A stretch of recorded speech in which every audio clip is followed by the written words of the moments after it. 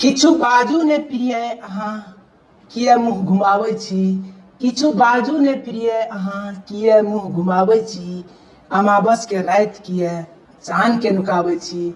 अमावस के रात किए चाँद के नुकाबै छी।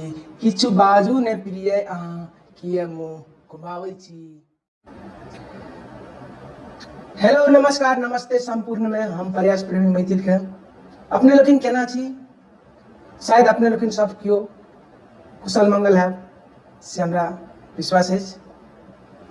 तो सब दिन देखा है फिर से अपने लोकिन समक्ष हम किछ रचना लऽ कऽ उपस्थित भऽ गेल छी।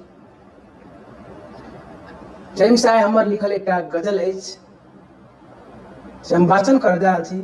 संपूर्ण से विनम्र अनुरोध है जे मित्र सब हमारे चैनल के मधुर मिथिला यूट्यूब चैनल के सब्सक्राइब नहीं केने छी जल्दी से जाके सब्सक्राइब के बटन खींचू और बेल के बटन के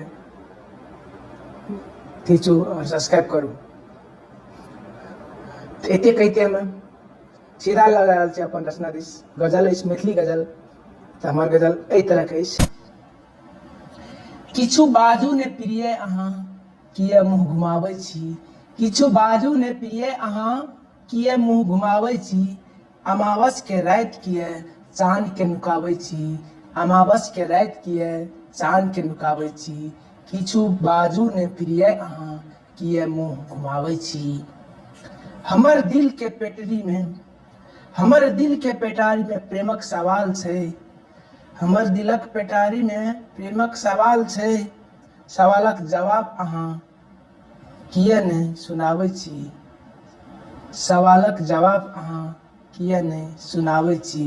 किछु बाजू ने प्रिय अहाँ किए मुँह घुमाबै छी। अन्हरिया इजोरिया हमर सब किछ अहीं। अन्हरिया इजोरिया हमर सब किछ अहीं। हमर पहिलुक खुशी अहाँ किए चोराबै छी। हमर पहिलुक खुशी अहाँ किए चोराबै छी। किछु बाजू ने प्रिय अहाँ किए मुँह घुमाबै छी। नहीं सुतै छी अहाँ नहीं सुतऽ दै छी हमरा।